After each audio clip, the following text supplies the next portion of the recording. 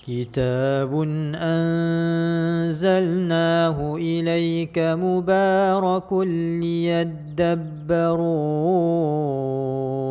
آياته وليتذكر أولو الألباب.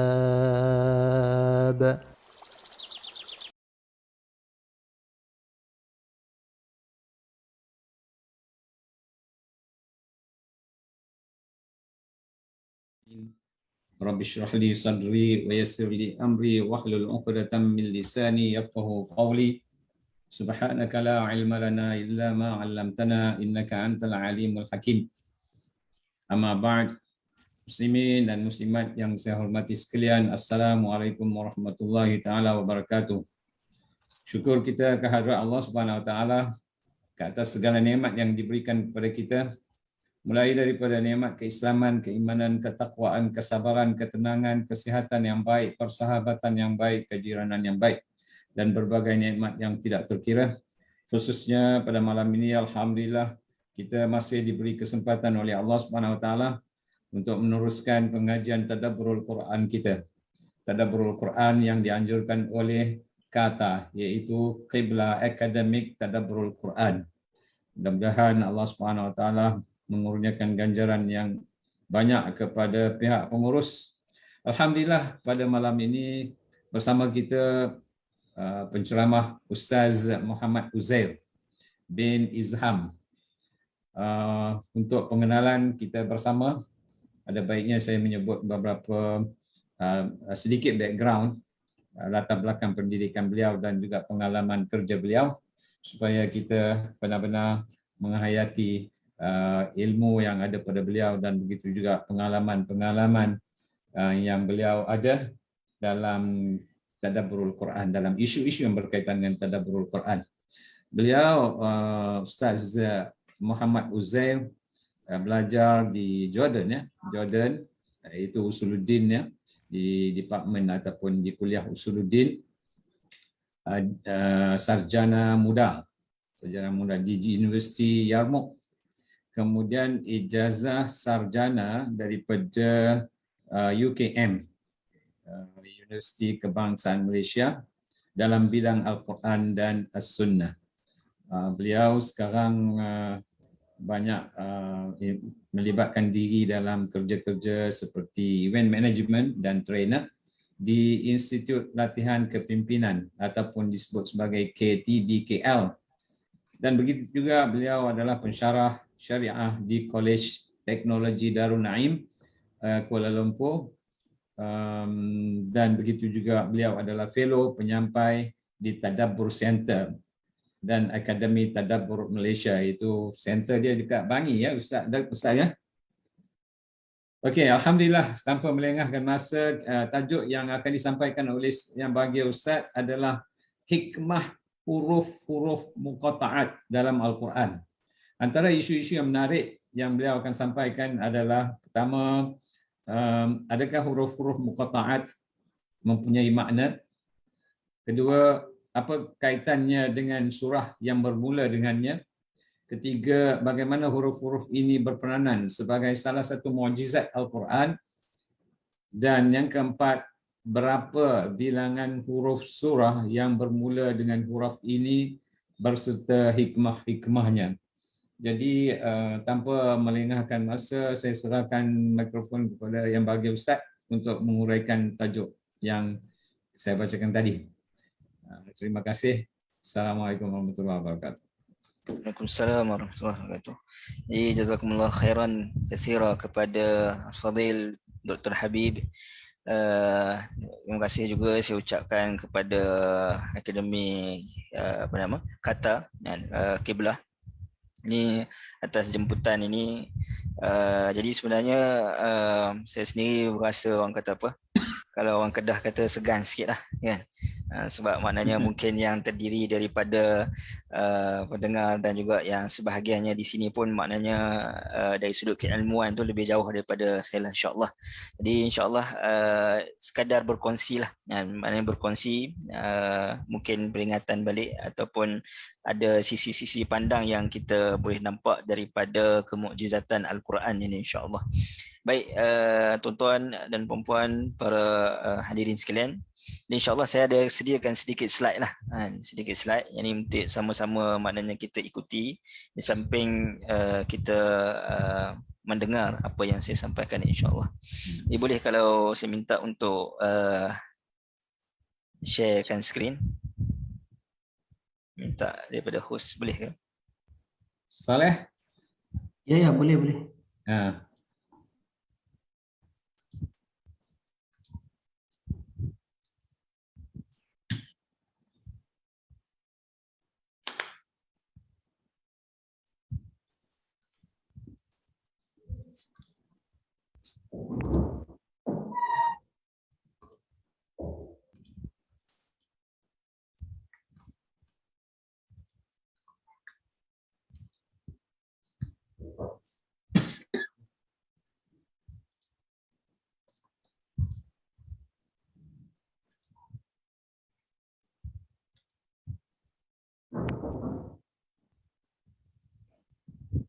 Dia tak boleh share daripada Ustaz sendiri ke? Memang ada nak share tapi ditulis di sini host disable participant screen sharing. Oh, okey. Maknanya kalau jadikan co-host. Saya dah ni. Dah, sekarang boleh ikut. Baik insyaAllah. Baik. Boleh nampak Boleh. Alhamdulillah. Masya Allah. Colorful. InsyaAllah. Bismillahirrahmanirrahim. Jadi insyaAllah saya ingin berkongsi lah kepada sidang pendengar tentang yang disebutkan tadi hikmah-hikmah huruf-huruf muqatta'at yang disebutkan di dalam Al-Quran insyaAllah. Jadi ada beberapa persoalan lah yang mungkin sedikit tambahan daripada apa yang disebutkan oleh Dr. Habib tadi dan juga susunan semula lah. Ini kita tengok supaya kita nampak flow perjalanan perbincangan kita pada malam ini insyaAllah. Jadi persoalan-persoalan yang kita akan kupas pada malam ni iaitu berkaitan apa itu huruf muqatta'at. Bila kita sebut huruf muqatta'at, apa itu huruf-huruf muqatta'at, berapa bilangannya, apa surah-surah yang bermula dengan huruf ini, apa hikmahnya, dan adakah huruf muqatta'at ini mempunyai makna, dan bagaimana huruf-huruf ini berperanan sebagai salah satu mukjizat daripada Al-Quran, dan juga apa perkaitan dengan surah yang bermula dengannya. Jadi insyaAllah, jadi kita tengok yang pertama iaitulah berkaitan apakah huruf-huruf muqatta'at. Apa makna muqatta'at itu? Huruf ini maknanya dari sudut bahasa Melayunya kita pun fahamlah maknanya huruf-huruf sebagaimana huruf yang kita faham. Cuma bezanya huruf kita dalam bahasa Melayu maknanya huruf A, B, C. Ini huruf dalam bahasa Arab adalah huruf hijaiyah. Alif, ba, ta, singgah lah. Ya. Baik. Apa makna muqatta'at? Muqatta'ah ini maknanya yang terpisah. Yang terpisah ataupun yang terpotong. Jadi kalau kita maknakan huruf muqatta'at itu adalah huruf yang disebutkan secara terpisah. Walaupun dari sudut tulisannya mungkin ianya bersambung. Walaupun tulisan itu bersambung, gabungan daripada huruf-huruf itu walaupun ia bersambung dia tidak menjadi satu perkataan. Kebiasaannya kalau maknanya kita sebut ada huruf-huruf yang bersambung di antara huruf dengan satu huruf yang lain, maka dia akan menjadi satu perkataan yang kita boleh sebut. Tetapi huruf-huruf ni walaupun dia bersambung, kita tetap menyebutnya satu persatu, iaitu secara terpisah. Sebagaimana contoh kita baca alif lam mim, kan? Kita tidak baca alam sebagaimana dalam surah Asy-Syarh, alam nashrah laka sadrak, yang mana berbeza maknanya. Kita sebut alif lam mim. Begitu juga kalau kita sebutkan yasin, kita tak sebutkan yas. Ini kita baca satu persatu. Huruf itu disebut secara terpisah dan dia ibarat kita mengeja. Macam kita mengeja satu perkataan. Maknanya kita sebut bila kita nak mengeja satu perkataan, kita menyebutnya satu persatu daripada huruf-huruf tersebut. Jadi itulah makna huruf muqatta'at. Alif lam mim yasin ha mim. Baik. Jadi yang kedua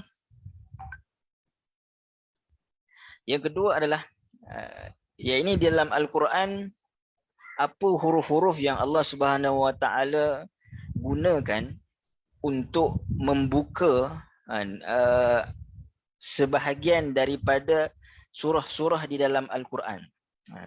Dia sebutkan huruf-huruf muqatta'ah, ada beberapa huruf yang Allah Subhanahu Wa Taala gunakan untuk menerangkan ataupun menyatakan atau memulakan sesuatu surah. Iaitu huruf-hurufnya yang digabungkan oleh para ulama, ada 14 daripada 28 huruf hijaiyah. Ini kalau kita bilang daripada alif ini sampai ke ya, makna kata ada 28 huruf. Ada 28 huruf. Tapi daripada 28 huruf ini, hanya 14 huruf sahaja yang digunakan oleh Allah Subhanahu Wa Taala sebagai pembuka kepada 29 surah. Hanya 14 huruf. Baik. Huruf yang dimaksudkan 14 huruf itu adalah huruf yang saya tandakan dengan bulatan ini dalam ruang merah ini, dan untuk memudahkan kita ingat, maka para ulama terdahulu telah akronimkan. Kita biasa maknanya satu ilmu pengetahuan yang banyak poin kan. Jadi kita nak mudah faham tu bila kita akronimkannya. Jadi begitulah diakronimkan huruf-huruf ini menjadi satu ayat, iaitulah nassun hakim qati'un lahu sir. Iaitu huruf nun, sad, huruf ha, huruf kaf, ya, mim, qaf, alif, ta'in, lam, ha, sin, ra. Ada 14 huruf kesemuanya. Dan makna kepada akronim ini, akronim yang menjadi ayat ini pun ada kena mengena dengan huruf-huruf muqatta'ah itu. Apa maknanya? Nassun hakim qati'un lahu sir, iaitulah teks yang bijaksana. Kerana Al-Quran ini pernah disebutkan dengan sifatnya wal Quranil Hakim, Al-Quran yang bijaksana. Kebijaksanaan Al-Quran kerana menyebutkan perihal perkara yang terdahulu dan perihal akan datang, dan juga memberikan kebijaksanaan kepada orang yang mana berinteraksi dengan Al-Quran. Nassun hakim qati'un. Qati'un ini maknanya bersifat pasti. Iaitu kewujudan ayat-ayat Al-Quran, nas-nas Al-Quran itu adalah pasti yang tidak boleh diragui ataupun disangkal kewujudannya. Qati'un lahu sir, yang mana ianya mempunyai rahsia-rahsianya yang tertentu. Jadi maknanya akronim itu sendiri pun mempunyai kaitannya dengan perbincangan kita pada malam ini, iaitu berkaitan dengan huruf-huruf muqatta'ah. Dia adalah sebahagian daripada teks Al-Quran. Al-Quran itu disebutkan dengan sifatnya bijaksana dan juga bersifat pasti, yang mana ianya mempunyai rahsia.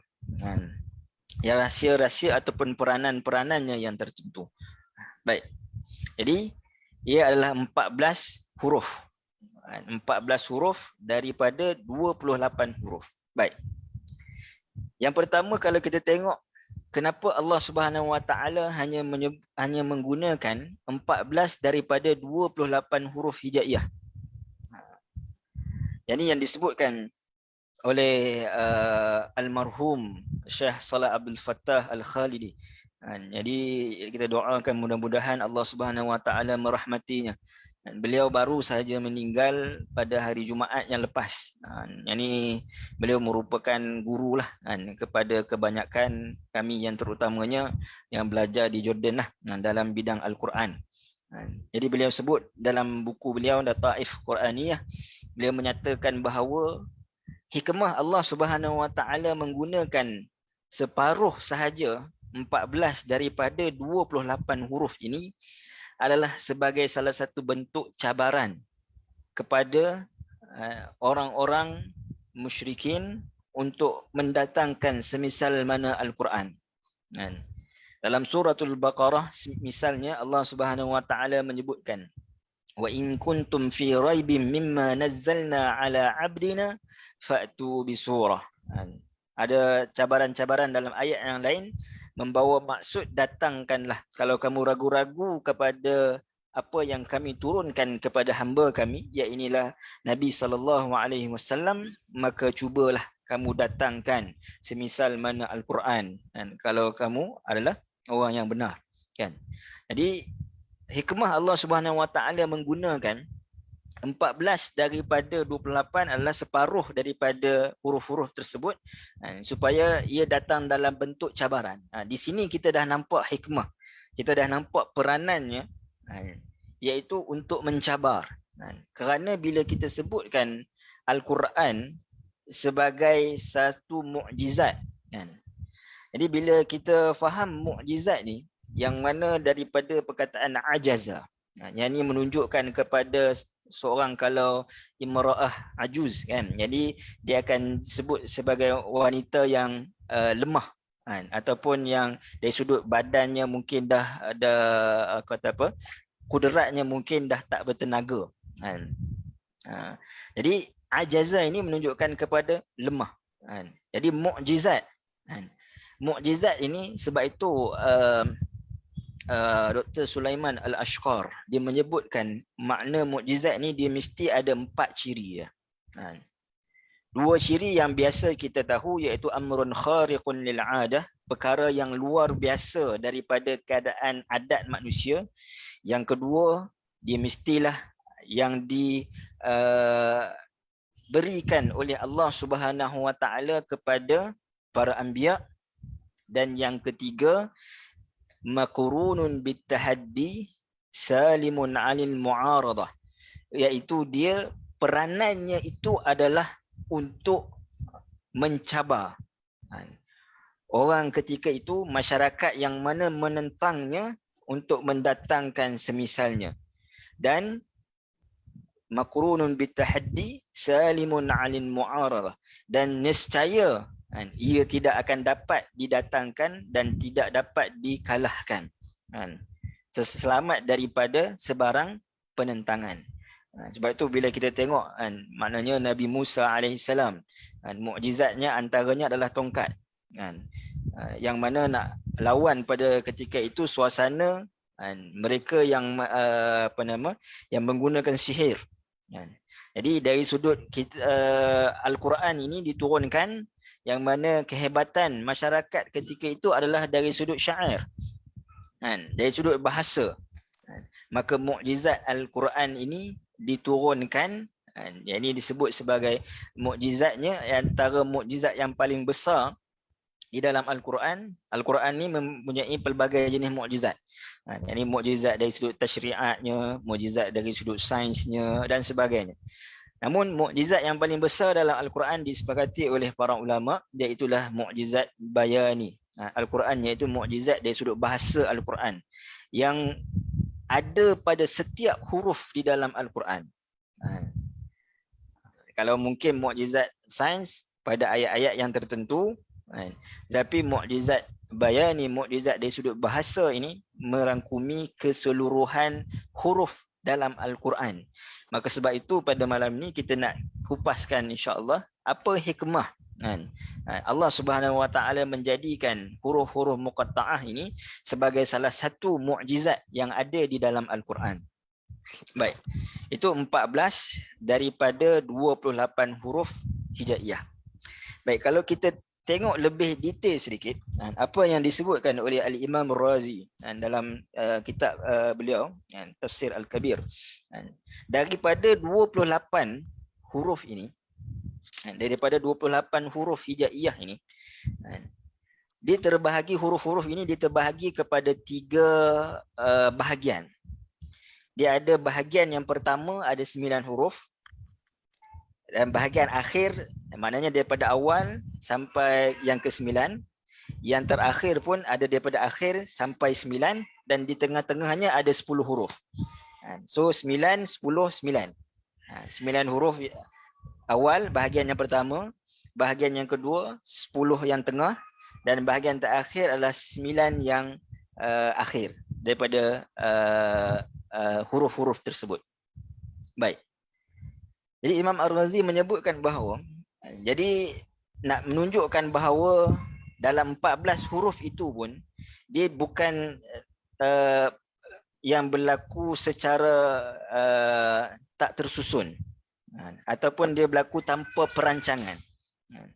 Kerana daripada 14 huruf itu pun maknanya Allah Subhanahu Wa Taala memilih daripada 3 bahagian disebutkan oleh Imam Razi ini, ada dia punya hikmah dia.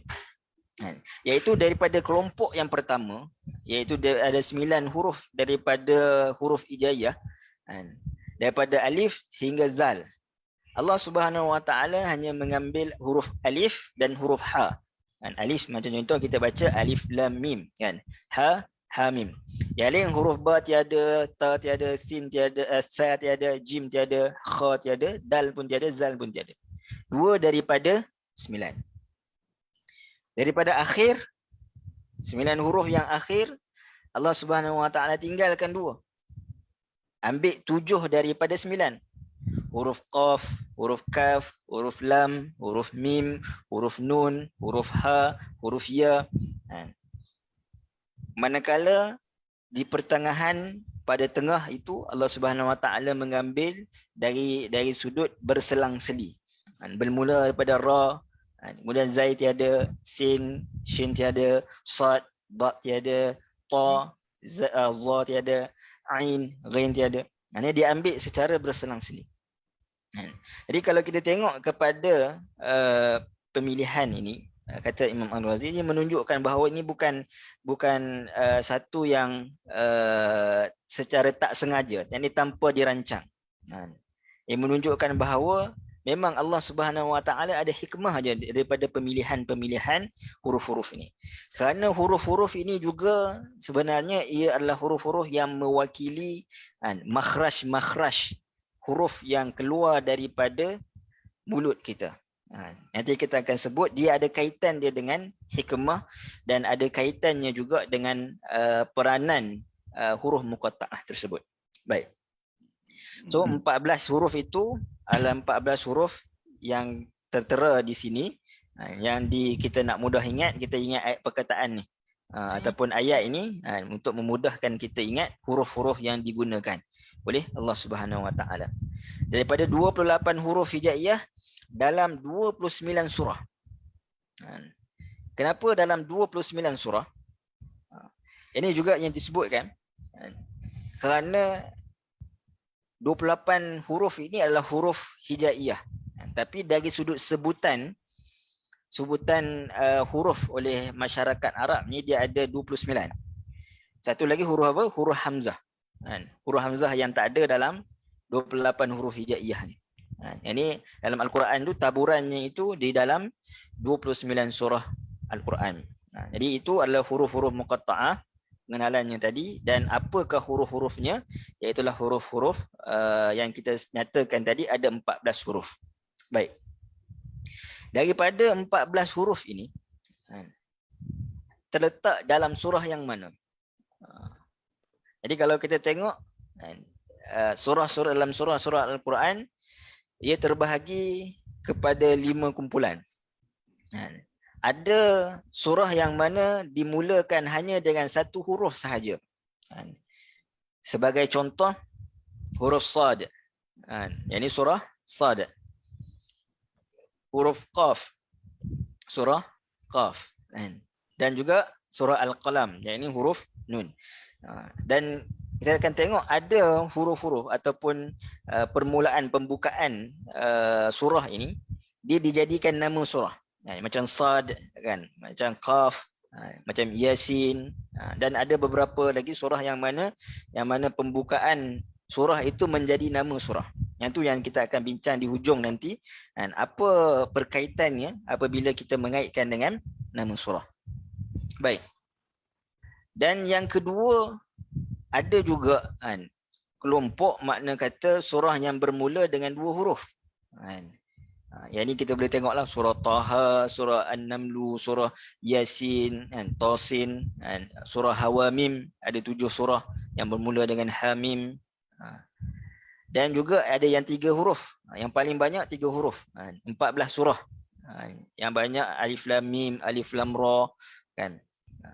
Dan 4 huruf ada alif lam mim ra, alif lam mim sad, dan ada yang 5 huruf. Sebagainya contoh surah Maryam, kaf ha ya ain sad, dan juga surah Syura, gabungan ha mim dan juga ain sin qaf kan.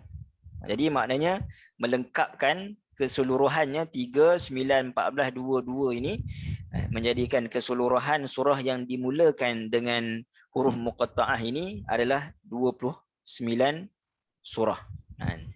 Yang ini dengan pecahan-pecahannya, ada yang 1, ada yang 2, ada yang 3, ada yang 4 dan ada yang 5. Baik. Kemudian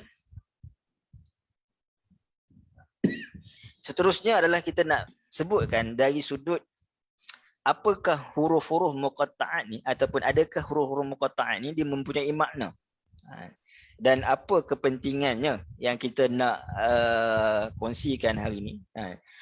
Kenapa kita nak tahu dari sudut makna huruf muqatta'at ni?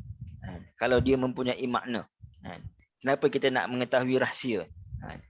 Yang pertama, para ulama bersepakat kalau kita tengok dalam kitab-kitab tafsir, walaupun ada sebahagian mereka yang berijtihad dalam memberikan maknanya ataupun mentafsirkannya, tapi kita dapat melihat bahawa akhirnya mereka bersepakat bahawa makna yang sebenar, makna yang sebenar hanya Allah Subhanahu Wa Taala yang mengetahuinya. Makna yang sebenar. Sama ada yang mentafsirkan huruf-huruf muqatta'ah ini ataupun yang tidak mentafsirkan. Maknanya yang tidak mentafsirkan maknanya dia serah terus kepada Allah Subhanahu Wa Taala lah dari sudut maknanya. Tapi hatta yang mentafsirkan pun akhir sekali mereka akan sebut makna yang sebenarnya itu adalah di dalam pengetahuan Allah Subhanahu Wa Taala. So dari satu sudut kita melihat bahawa di dalam Al-Quran ini ada huruf-huruf yang kita tak dapat fahaminya dengan erti kata makna yang sebenar. Tapi ia ada dalam Al-Quran.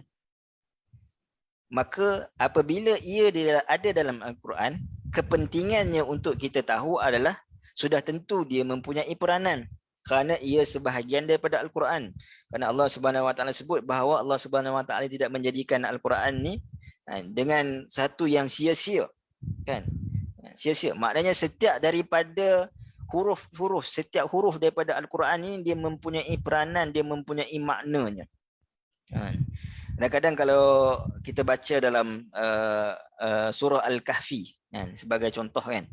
Ini selepas daripada Allah Subhanahu Wa Taala ceritakan Nabi Khadir dengan Nabi Musa alaihi salam.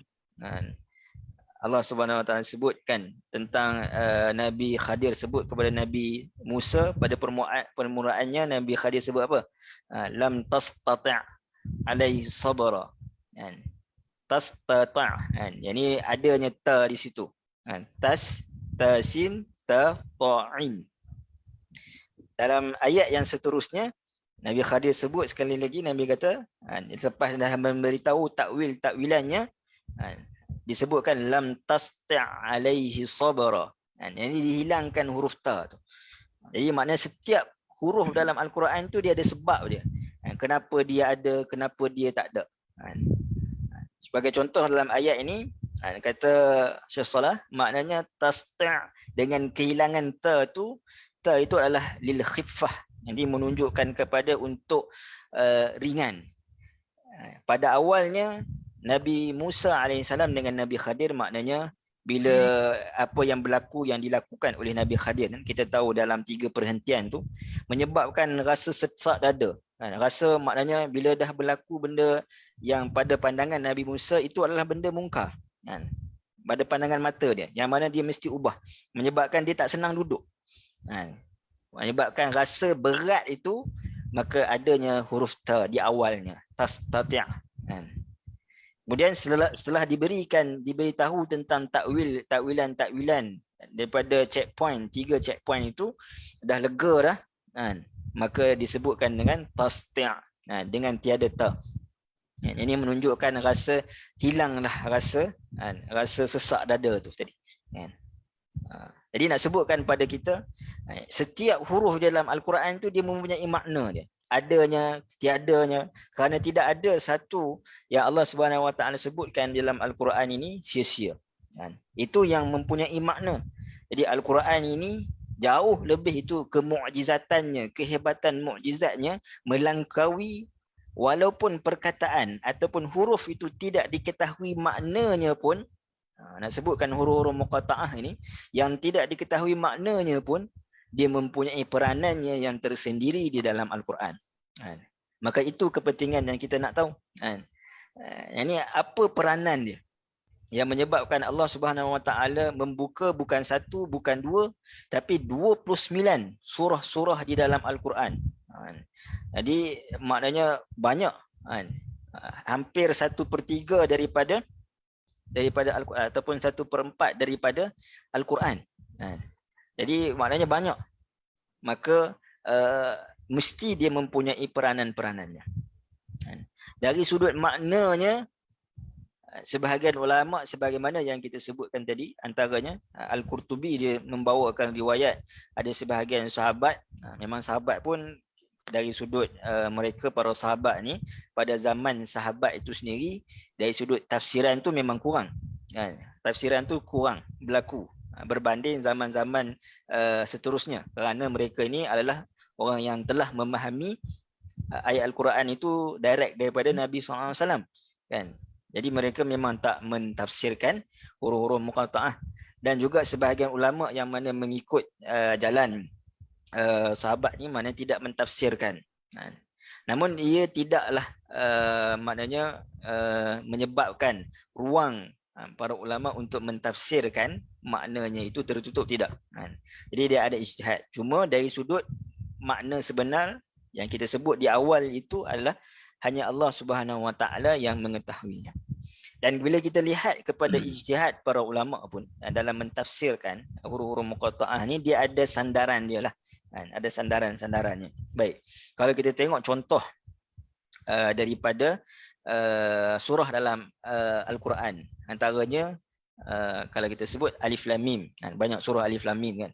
Ini surah Al-Baqarah, surah Ali Imran, surah Luqman, surah As-Sajadah, kan?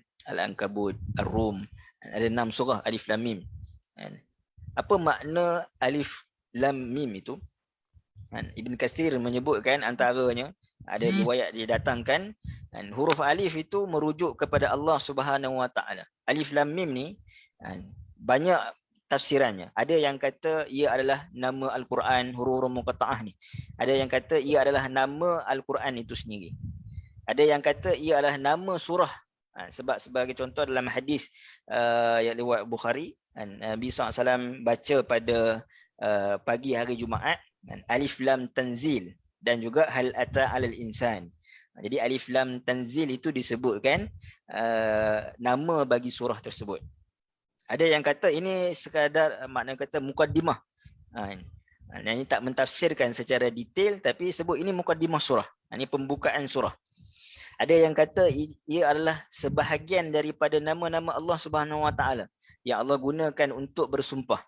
Jadi saya tengok aku ada apa ni? Baik. Sekejap ya. Apa nama?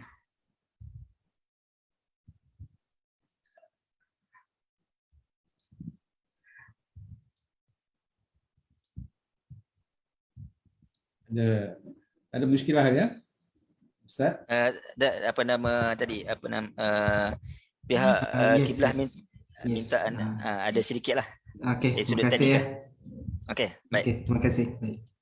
Sambung ya. Baik. Alif Lam Mim contoh dalam banyak surah, antaranya disebut tadi adalah nama Allah. Antara nama-nama Allah Subhanahu Wa Taala yang digunakan, antara peranannya adalah untuk bersumpah. Yang ni ada disebutkan maknanya huruf alif itu merujukkan kepada Allah. Ini Allah Subhanahu Wa Taala. Lam itu menunjukkan sifat Allah Subhanahu Wa Taala latif ataupun lutfullah. Mim menunjukkan kepada majidullah ataupun majid, sifat Allah Subhanahu Wa Taala yang maha tinggi. yang Maha Agung, kan? Jadi alif lam mim itu merujukkan kepada nama-nama Allah ataupun sifat-sifat Allah yang Allah Subhanahu Wa Taala sebutkan. Ada riwayat yang lain didatangkan antaranya alif tu merujuk kepada Allah, kerana permulaan sebagai contoh surah Al-Baqarah sendiri, ini nak menceritakan tentang Quran. Kalau kita tengok 29 surah dalam Al-Quran yang bermula dengan huruf muqatta'ah ini, Allah Subhanahu Wa Taala akan datangkan selepasnya itu perkataan Quran ataupun yang berkaitan dengan Al-Quran. Contoh alif lam mim zalikal kitabul la raiba fi. Alif lam mim tanzilul kitabil la raiba fi. Yasin wal Qur'anil Hakim. Jadi Allah Subhanahu Wa Taala akan datangkan Al-Quran. Jadi nak sebutkan Al-Quran itu datangnya daripada siapa? Maka ada ulama mentafsirkan alif lam mim itu nak sebutkan zalikal kitab. Inilah kitab yang diturunkan. Bagaimana proses penurunannya itu adalah dia datang daripada Allah Subhanahu Wa Taala melalui perantaraan Jibril, perantaraan Jibril, dan diturunkan kepada Muhammad sallallahu alaihi wasallam. Itu antara contoh-contoh ijtihad yang disebutkan oleh para ulama. Contoh yang lain, maknanya selain daripada alif lam mim, ini kita nak tengok apa maknanya yang diberikan oleh para ulama. Antaranya adalah Yasin. Ini dalam banyak tafsiran, antaranya Qurtubi dan berbagai lagi, yang mana menyebutkan Yasin ini antaranya maknanya adalah ya itu menunjukkan kepada panggilan. Ya ayyuhal, ya ayyuhal insan, ataupun ya tu kan, ya alif itu menunjukkan kepada panggilan. Ya ayyuhallazina amanu, panggilan kepada wahai orang-orang yang beriman. So ya ini menunjukkan kepada panggilan. Sin itu ada yang menyebutkan bahawa sin itu adalah nama Nabi SAW ataupun sifat Nabi SAW. Ada yang menyebutkan sin itu maknanya insan, wahai insan. Ada yang menyebutkan sin itu merujuk kepada ya sayyidil bashar, wahai tuan bagi segalian manusia.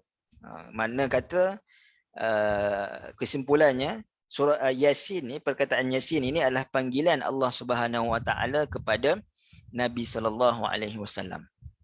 Baik. Saya sebutkan tadi maknanya ulama ni ketika mana dia meletakkan maknanya ijtihad dia dalam menyatakan makna tadi ya itu adalah panggilan, sin itu merujukkan kepada Nabi SAW, dia ada sandaran dia. Apa sandaran dia? Sandaran dia adalah pada ayat yang ketiga.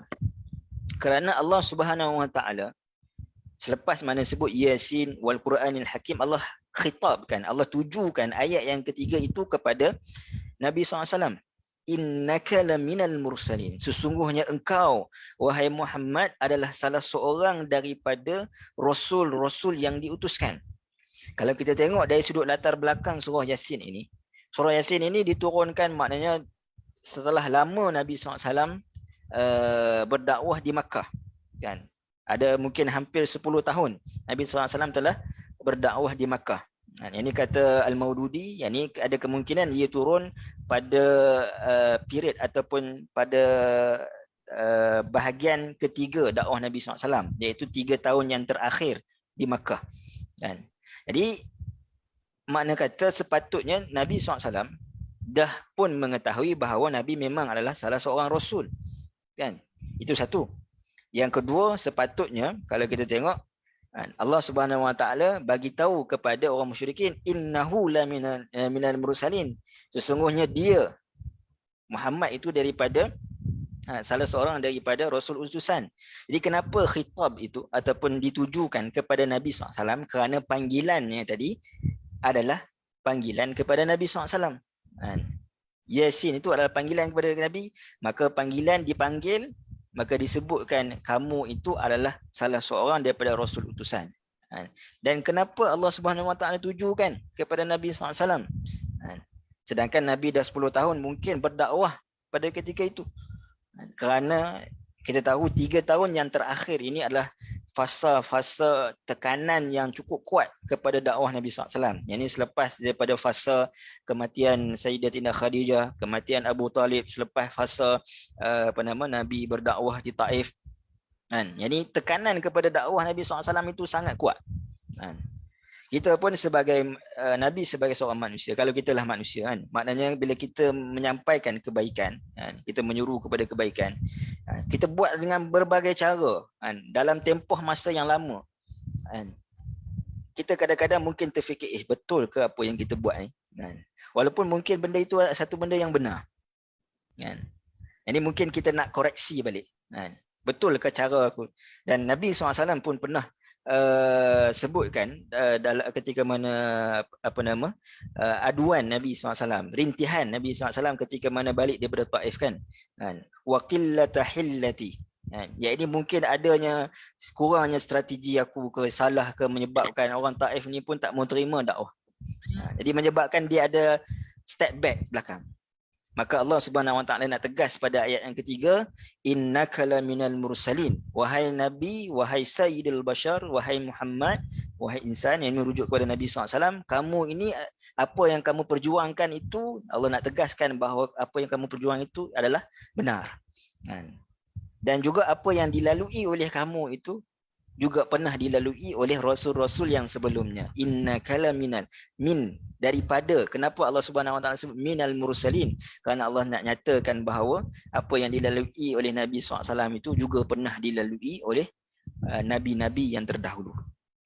Jadi maknanya sandaran kepada tafsiran itu pada ayat yang ketiga. Ada juga yang mengatakan ya ini menunjukkan kepada yadullah, yang ini menunjukkan kepada kekuasaan Allah Subhanahu Wa Taala, pemilikan Allah Subhanahu Wa Taala. Dan sin itu menunjukkan kepada subhana, kepada segala puji bagi Allah Subhanahu Wa Taala yang memiliki segala sesuatu. Kita tengok dalam surah Yasin, banyak Allah Subhanahu Wa Taala menyatakan tentang ciptaan-ciptaan Allah.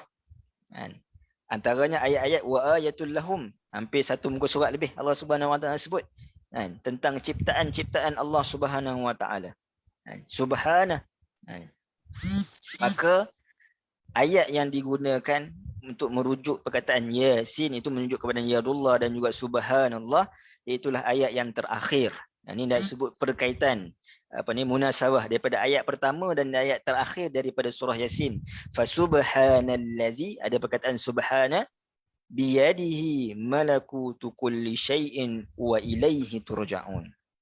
Jadi maknanya ulama pun ketika mana mereka berijtihadkan tentang makna-makna huruf muqatta'ah, maknanya ijtihad itu dia berlandaskan, ada sandaran dia.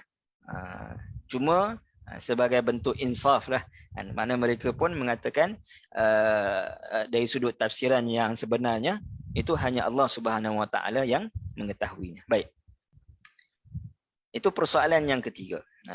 Kemudian kita masuk kepada persoalan yang keempat yang menjadi topik yang penting dalam perbincangan kita pada malam ini, iaitu bagaimana huruf-huruf ini berperanan sebagai salah satu mukjizat daripada Quran. Ini topik yang penting. Jadi baik. Jadi kita sebutkan bahawa huruf-huruf muqatta'ah yang digunakan itu 14 itu adalah huruf-huruf yang digunakan mewakili semua makhraj yang ada pada setiap manusia.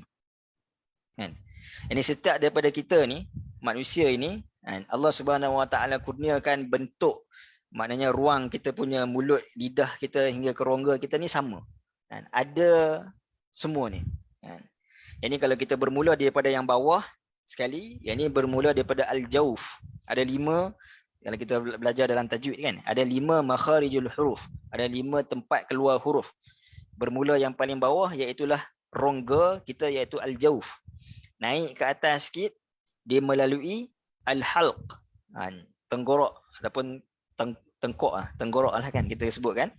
Kemudian melalui lisan, lidah kita, dan juga iaitu yang ketiga. Yang keempat, kita ada bibir kita, yang ni daripada jauf melalui tengkorok, lidah, bibir, Ni di depan bibir dan kawasan ni lah, kawasan gigi ni. Dan juga ada huruf-huruf yang juga dia didengungkan. Ada gunnah, ada gunnah kan, atau yang bunyi di hidung kita, ataupun disebut makhraj al-khayshum kan. Baik. Kalau kita ambil satu contoh. Alif lam mim. Alif lam mim. Di mana kedudukan huruf alif lam mim tersebut? Jadi alif ini adalah antara huruf yang dipilih oleh Allah Subhanahu Wa Taala daripada rongga, mewakili rongga. Ada juga maknanya Allah guna huruf ha, kan? Taha, ada ha, kan? Ha mim, kan? Baik, alif yang mana huruf yang paling bawah daripada makhraj yang paling bawah. Naik ke atas maknanya sebelum kita nak sebut huruf yang kedua lam. Ini kita melalui tenggorok kita, halq kita nak sebut huruf lam yang berada di sini. Pada lisan kita, lam, kita nak sebut lam kan. Ini menyebabkan makharijul huruf, lam. Kemudian kita nak sebut mim. Mim ni adalah yang di sini, yang berada pada bibir kita. Asyafatain, bibir kita. Dan kita bila kita baca alif lam mim pun kita akan bunyi dengung kan. Ada bunyi dengung sikit. Alif lam mim. Kan? Jadi nak sebut huruf mim tu kita ada bunyi dengung kan. Jadi nak sebut pada kita alif lam mim itu sendiri adalah mewakili, dan huruf-huruf muqatta'ah yang kita sebutkan tadi mewakili makhraj-makhraj hurufnya. 5 makhraj huruf ini. Dan bila kita tengok alif lam mim ini, apa hikmah dan apa peranan dan bagaimana dia menjadi mukjizat, iaitulah kepada kita orang beriman. Kalau kepada Nabi dulu, maknanya ketika mana ia diturunkan kepada Nabi SAW, yang mana kita tahu bahawa Nabi SAW ini adalah seorang ummiyin. Allah Subhanahu Wa Taala sebut dalam Quran ummi. Ummi ni maksudnya apa? Yang dalam bahasa mudah kita kata buta huruf lah kan. Yang tak pandai membaca dan menulis. Baik. Kalau kita ibaratkan macam ni, kalau kita ada anak kecil kan, umur 2-3 tahun, ataupun mungkin ada cucu-cucu kita yang kecil kan, umur 2-3 tahun, kita biasa bagi dia makan sebiji apple contohnya. Sebiji apple. Jadi bila dia nampak apple tu, dia boleh sebut bahawa itu apple. Itu apple. Dia kata, ataupun dia kata dia nak apple bila dia nampak apple tu. Tapi kalau kita kata kepada adik-adik, cuba adik eja apple tu macam mana?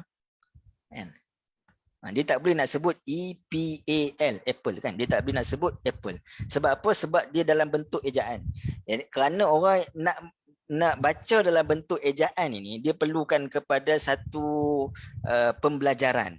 Yang mana kena ada, maknanya dia belajar secara sistematik. Maknanya kita maksudnya masuk sekolah, yang ni barulah belajar cara ejaan. Kalau orang yang tak sekolah, maknanya nak membaca, dia bermula dengan ejaan kan, nak membaca sesuatu yang tertulis. Maka Nabi SAW ketika mana ianya diturunkan, Nabi dikenali sebagai ummiyin. Tapi ketika mana Al-Quran ini turun, ayat huruf-huruf muqatta'ah ini diturunkan, maka Nabi membacanya secara ejaan kan. Yang kita sebutkan tadi, alif, lam, mim, satu-satu. Jadi nak menunjukkan bahawa ini salah satunya adalah menunjukkan tentang Al-Quran itu benar daripada Allah. Kerana mustahil Nabi SAW boleh sebut. Sebab Nabi ummiyin. Dan nak sebutkan Al-Quran itu benar daripada Allah, kita sebutkan ini setiap daripada surah yang bermula huruf muqatta'ah ini didatangkan Al-Quran. Jadi seolah nak kata kamu nak tahu macam mana Muhammad boleh membaca ini, boleh bacakan kepada kamu dalam bentuk ejaan, maka Al-Quran itu memberikan kesan kehebatannya kepada orang yang membacanya, dan membuktikan bahawa Al-Quran itu bukan rekaan Nabi SAW. Kerana Nabi SAW dari sudut membaca pada asalnya tidak mempunyai kemampuan. Maka ketika mana turunnya Al-Quran, maka Nabi SAW dapat membaca dalam bentuk ejaan. Maka masa mendahului kita, jadi boleh buat Ustaz konklusi supaya memberi peluang kepada jemaah untuk tanya soal. Okey, baik. Sebab dah 9.20 lah. 10.20. 10.20 ya. Okey, baik. 5 minit lagi boleh Doktor? Baik.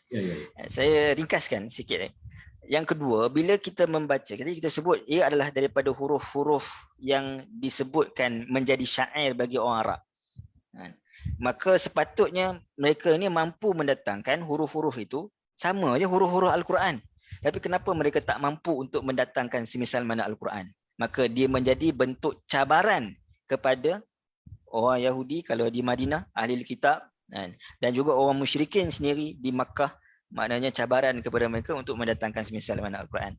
Dan nak sebutkan kepada kita orang beriman, yang ni kepada Nabi, kepada orang musyrikin dan kepada kita sendiri sebenarnya orang beriman, ini menunjukkan bahawa Allah Subhanahu Wa Taala mempermudahkan Al-Quran itu yang sebenarnya keluar daripada makhraj huruf kita, yang dikurniakan kepada semua manusia. Yang mana sebenarnya keraguan tak dapat baca mungkin disebabkan faktor umur, kita rasa payahlah nak baca, nak sebutan lidah, orang kata orang Melayu ni tergeliat sikit kan, makan belacan orang kata kan. Tapi nak sebutkan bahawa kita mampu. La raib. Allah Subhanahu Wa Taala sebut tidak ada keraguan ni bukan sekadar dari sudut kandungannya, bahkan disebutkan juga dari sudut interaksi kita dengan Quran. Tak ada keraguan sebenarnya kita boleh membaca Quran kerana Allah dah permudahkan untuk kita. Yang meletakkan keraguan kita payah nak baca dan sebagainya itu adalah diri kita, bukan Allah. Allah dah janjikan bahawa walaqad yassarnal Quran, Allah Subhanahu Wa Taala mempermudahkan Quran kepada kita. Jadi syaratnya apa? Syaratnya kena sungguh-sungguhlah. Ya Yahya khuzil kitaba biquwwah. Yang ini sebagaimana Allah Subhanahu Wa Taala sebut pada Nabi Yahya, ambil kitab tu dengan kuat dan juga kesungguhan. Dan yang terakhir nak sebutkan juga, sebab kita dah dijanjikan dalam soalan itu, berkaitannya dengan surah, saya ambil dua contoh lah, yang mana ya, huruf itu menjadi nama surah. Yang mungkin tuan-tuan boleh tengok dalam skrin ni, macam contoh huruf Sad ini, yang mana dalam surah Sad itu Allah Subhanahu Wa Taala banyak menceritakan tentang sabar. Yang mana Allah Subhanahu Wa Taala bermulakan surah Sad dengan bermula sabar dalam memberikan peringatan dengan Al-Quran kerana akan menghadapi tantangan. Bahkan kalau kita tengok dalam surah Sad, Allah Subhanahu Wa Taala sebut sabar ini bukan sekadar sabar dalam kebaikan. Sabar ini juga ada bentuk sabar kepada dalam keburukan. Sebagai contoh dalam ayat yang ke-6 Allah kata wan talaqal mala'u minhum animshu wasbiru ala alihatikum. Maknanya sabar, maknanya suruh bantu Tuhan kamu. Yang Tuhan alihah, Tuhan kamu. Ini dari sebut dalam benda baik pun ada sabar. Orang nak mencuri pun dia kena sabar, nak kena buat perancangan. Maka Allah Subhanahu Wa Taala sebutkan kemudiannya cerita-cerita Nabi dengan ujian-ujian. Ada cerita Nabi ujian dalam pelbagai bentuk. Ujian macam Nabi Nabi Sulaiman dari sudut Allah bagi kepadanya nikmat yang banyak, dari sudut nikmat kekuasaan. Nabi Ayub juga Allah Subhanahu Wa Taala sebut ujian kepada Nabi Daud. Allah Subhanahu Wa Taala sebut semua yang menggambarkan situasi supaya sabar, tarbiyah kepada sabar. Dan akhir sekali Allah Subhanahu Wa Taala menutup surah Sad ni dengan balasan sabar. Sama ada orang sabar tu dalam kebaikan, balasannya baiklah. Kalau walaupun keburukan dia juga bersabar, maka dia mendapat balasan ataupun keburukan. Begitulah juga Taha. Taha yang mana-mana disebutkan Ta itu Tughyan, Ha itu adalah Hudan. Yang Al-Quran sebagai peringatan dan rahmat bagi orang beriman, bukan sebaliknya. Dan surah Taha kita tahu antaranya yang banyak menceritakan cerita Nabi Musa dan juga Fir'aun. Yang mana Nabi Musa ni membawa hidayah kepada Tagha. Innahu Tagha, kan? Disebutkan bahawa Fir'aun ini adalah orang yang melampaui batas. Dan akhir sekali Allah tutup surah Taha ini dengan kisah kebahagiaan buat orang yang beriman dan juga kisah penyesalan bagi mereka yang tidak beriman. Jadi nak sebutkan ada sebahagian yang mana menjadi nama surah itu dia ada perkaitannya dengan kandungan isi kandungan surah tersebut. Jadi wallahu taala alam. Alhamdulillah. Jazakallahu khairan Ustaz Uzair atas pencerahan yang diberikan mengenai huruf-huruf muqatta'at. Alhamdulillah, saya rasa masa bagi 3-4 jam pun saya rasa tak cukup untuk nak menguraikan tajuk ni. Walaupun nampaknya simple, 14 huruf daripada 28 huruf, itulah hakikat Al-Quran, di mana ianya mempunyai mukjizat yang agung. Seperti mana Sister Aisyah Hud dia ada menyebut dalam komennya Al-Quran adalah mukjizat agung yang diturunkan kepada Nabi Muhammad SAW. Alhamdulillah. Jadi itu juga menunjukkan kepada kita bahawa Al-Quran ini kita mesti hidup dengan Al-Quran ya Ustaz ya. Alhamdulillah. Jadi masa tak mengizinkan kita menanya soalan-soalan yang banyak. Cuma mungkin Ustaz kalau boleh highlight daripada apa yang kita belajar tadi tu. Pertama sekali saya rasa kita dah dapat satu ungkapan untuk nak ingatkan semua 14 huruf tu dalam bentuk apa dipanggil akronim Nassun Hakimun Qati'un lahu sir. Maka ianya adalah suatu yang maknanya untuk memudahkan muslimin dan muslimat untuk apa orang kata untuk ingatlah kalimah Nassun Hakimun Qati'un lahu sir, iaitu suatu teks Al-Quran, suatu teks yang bijaksana, yang apa itu qati', yang mempunyai qati'. Ustaz terjemahkan tadi apa dia? Yang bersifat pasti. Qati', bukan ada qati' mempunyai beberapa makna, iaitu makna terputus. Dekat sini maknanya qat'i, maknanya yang pasti. Baginya ada sir, rahsia-rahsia dan sebagainya. Alhamdulillah. Mungkin Ustaz boleh uraikan sedikit lah, saya pun tidak pasti sama ada soalan ini relevan atau tidak, di mana kita ada sebut huruf-huruf itu susah nak dipahami oleh manusia, melainkan memerlukan tadabbur yang tinggi ya untuk nak mengetahui semua huruf-huruf itu. Kalau kita lihat dalam bahasa Arab dia punya huruf dia punya angka-angka dia direpresent ataupun diwakili oleh huruf-huruf huruf-huruf abjadiyah, abjad, hawaz, huti dan sebagainya. Jadi apa tak boleh kita sebut bahawa alif lam ini, di mana saya rasa orang-orang Arab ketika itu pun mempunyai maksud yang sama. Alif maknanya 1, lam maknanya 30, angka 30 kalau dalam huruf abjadiyah. Mim adalah angka 40. Begitu juga kalau kita ambil huruf kaf, ha, ya, ain, sad. Kaf itu mewakili angka 20. Ha itu angka 5. Ya itu angka 10. Ain itu angka 70. Sad itu 90. Saya tidak tahulah sama ada Ustaz ada melalui pentafsiran yang sedemikian. Boleh Ustaz uraikan sedikit? Apakah ianya boleh dikatakan mewakili angka-angka yang terdapat dalam angka-angka abjadiyah? Baik. Allah alam. Jadi pada saya ini satu soalan yang masya-Allah. Wallahu alam. Saya sendiri sejujurnya saya sebut, mana saya tidak pernah pernah dengar tapi tidak pernah mempelajari secara secara langsung tentang huruf-huruf ini. Saya pernah dengar tak silap ketika mana mempelajari surah Al-Hadid, tak silap saya. Yang ini dia ada angka-angka itu disebutkan, akhirnya diterjemahkan makna menunjukkan kepada satu macam elemen di dalam besi itulah dari sudut kimianya. Jadi saya dari sudut saya memang tak pernah mendalamilah dari sudut tafsiran berkaitan dengan huruf tu dinisbahkan kepada angka tu lah. Jadi saya tak dapat nak berikan komen lah, tapi pernah dengar lah benda tersebut pernah diperbincangkan. Wallahualam. Mungkin sebagaimana yang disebut oleh para sahabat dengan pada Nabi yang bertanya mungkin lebih mengetahui kan. Masya-Allah, insya-Allah. Ustaz, sebagai ada satu lagi soalan saya rasa dia tanya, adakah hadis yang boleh dirujuk tentang huruf-huruf muqatta'at? Ini soalan daripada muslimin dan muslimat lah. Baik.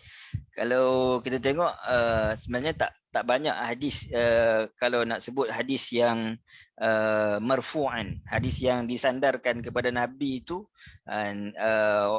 kalau kita tengok dalam tafsir Ibn Katsir sebagai contoh, di banyak riwayat-riwayat dibawakan riwayat-riwayat antara yang berhenti kepada Ibn Abbas. Ini secara mauqufan. Jadi kalau kita nak kata hadis yang marfu' yang membawa makna yang jelas tentang huruf muqatta'ah ni, pada setakat pembacaan saya, maknanya tidak ada yang disebutkan secara sahih Cuma bila tadi kita sebutkan, bila ulama nak mentafsirkan dengan ijtihadnya, biasanya dia akan kaitkan dengan ayat Al-Quran dalam surah tersebut. Dia akan kaitkan, ini dalam bentuk ijtihadi. Kalau ada yang tadi saya sebutkan tadi, macam contoh alif tu Allah, lam tu lutfullah, jim mim itu adalah majdullah. Yang itu ada dalam riwayat yang mana terhentinya pada antaranya pada Ibn Abbas dan beberapa orang sahabat yang lain. Yang tu kita boleh rujuk dalam tafsir bil Ma'sur, antaranya Ibn Katsir lah. Wallahu a'lam. Okey Ustaz, jazakallah khair. Kita dah 31 minit dan sepatutnya kita kena berhenti. Ala kulli hal, jazakallah khairan atas ilmu yang dikongsikan. Moga Allah rahmati dan berkati ilmu Ustaz dan juga para pendengar. Allah SWT menambahkan ilmu kita. Dan insya-Allah kita akan jemput lagi Ustaz pada masa-masa akan datang. Sebab saya rasa banyak benda yang belum di-share ataupun belum diuraikan lagi. Mungkin pada masa akan datang kita boleh sambung lagi lah mengenai huruf-huruf muqatta'at ini. Dan muslimin dan muslimat sekalian, insya-Allah pada pertemuan akan datang kita ada kuliah yang seterusnya. Saleh, mungkin tusrirul i'lan. Baik, Doktor. Jazakallah khair. Iya.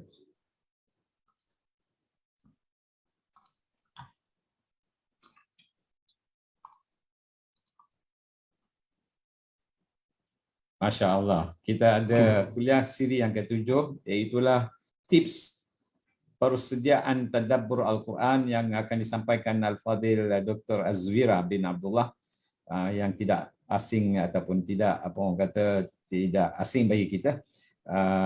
Jadi kita sama-samalah menanti dan untuk mengetahui tips persediaan tadabbur Al-Quran, yang mana beliau adalah seorang ilmuwan yang sangat disegani.